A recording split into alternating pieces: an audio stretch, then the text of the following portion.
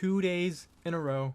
I don't normally do this, but the Coalition released their Gears 5 patch notes pretty late on Tuesday, just as I suspected, just as I said in my previous video. So here I am. I'm going to be looking through the patch notes, letting you all know what they're bringing and any new goodies that they are introducing this week. Alright, on to the What's Up update for October 29th. It's actually a pretty small one. Not a lot of stuff was added, and there's a reason for that, which we'll see as we look deeper into the What's Up. But first off, let's talk about the big one. Halloween events are continuing. Just as I said in my last week, just as they hinted in their last week update, a new Horde mode is coming. It's going to be very similar to the Terminator Horde event that's going on right now. And all it is 20 waves, and it's just going to be swarm characters back to back. Every wave is going to be swarm enemies, and they're all going to be wearing pumpkin heads. At least that's what the patch notes say. I haven't played this game mode myself, but I will be trying it out, mostly because this event also comes with some new cosmetics. Last week we had Pumpkin Ball. I made a video talking about my thoughts on Pumpkin Ball and the Frankenstein Imago. But this week, when you complete 60 waves of what they're calling the Madman's Monsters Horde event, you will be unlocking the Jack-O-Lantern weapon skins. Now, you don't get all the weapon skins. You don't get all 18 for every single weapon. And thanks to everybody that pointed this out in my previous video. But I wasn't aware that the Jack-O-Lantern weapons that were in the store was only for, I think it was 5 weapons. It was for the Lancer, the Gnasher, the Talon, the Snub Pistol, and the Boltok. It wasn't for the entire weapon set like I thought.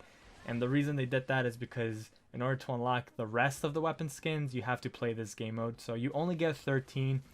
And those 13 weapons are going to be your special placement weapons like the long shot, the M-bar, the boom shot, all that stuff that you can only pick up in maps. The most disappointing thing about all this is that it's actually a really nice weapon skin. I personally like the way this weapon skin looks, but I also only like putting on weapon skins if I have the full set. So if I can't get the full set, I'm actually not going to really bother in trying to get this weapon set, because in order to get the 5 weapon skins that I mentioned earlier for the Lancer and the Boltok and all those, you have to pay 400 iron, and I'm not going to spend $4. Anyways, on to the next topic that was introduced in this week's What's Up is probably an even more important one, something that players have been asking for. It's almost since the beginning of Gears 5. The Lancer is finally getting nerfed. All part of the Coalition's mission to tune everything to make sure that no weapon is broken. They have been targeting certain weapons that have been overperforming in Gears. Last week, the Marks got hit with some nerfs, and this week the Lancer's getting hit with some nerfs. So what exactly are they doing to make the Lancer more balanced? Well, first off, they're going to decrease the amount of damage it does at longer ranges. So anything past 30 meters, you're actually going to be doing 20% reduced damage. And the active reload is also being nerfed. So now, whenever you hit that active reload, instead of getting a 20% increased fire rate, it's only going to be a 10% increased fire rate. The next big weapon change is for console players. They also addressed the fact that aim assist was working a little too well at longer ranges, also 30 meters. Sounds like 30 meters is the magic number, but they're adjusting how well it actually works on controllers. And I assume this is only for console, because even though you can use a controller on PC, most PC games don't give you aim assist even if you hook up a controller. But they addressed the fact that aim assist was working a little too well. So now they're reducing how well the adhesion, is what they call it, works by 25%. And they mentioned that this aim assist adhesion is something that is very common in a lot of console shooters nowadays. But for some reason it was working a little too well in Gears 5. So anybody that plays on console, which I assume is the majority of y'all, is be aware of that now at longer ranges, it's actually going to be a little bit harder to hit enemies. Next up on the What's Up update is they are reintroducing the Gears 4 maps.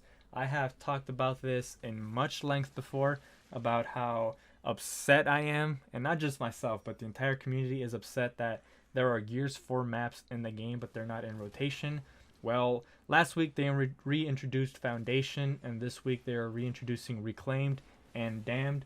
So that's 3 maps out of the 5 that they brought over from Gears 4 that we can now play in Gears 5. So hopefully that'll be enough to give some variety to Gears 5 multiplayer. Alright, so as I mentioned, this was going to be a shorter What's Up update, with the big talking points being nerfing the Lancer, as well as aim assist, the new Halloween event that's going to be live for the next week, and 2 more maps being introduced to the pool of multiplayer. And the reason that this was a smaller update is because the Coalition is working on their next title update. Title updates are different than regular What's Up updates. And title updates, they usually introduce big things, or they usually focus on getting rid of as many bugs as possible. For example, in previous title updates, they revamped the entire escape system. For those of y'all that play escape, a lot of the characters got new abilities, and as well as new card drops. And also the previous title update is the one that introduced the characters and the whole totem unlock system. And they hint a little bit as to what they're going to be implementing next week. It's mostly bug fixes, but as I said, previous title updates have introduced much bigger things. Hopefully they introduce some pretty good stuff. But anyways, that's all I have for y'all today. If you enjoyed the video, please leave a like. And if you enjoy my content, please subscribe. But that's all I have. So hope you have a good one, and catch y'all next time.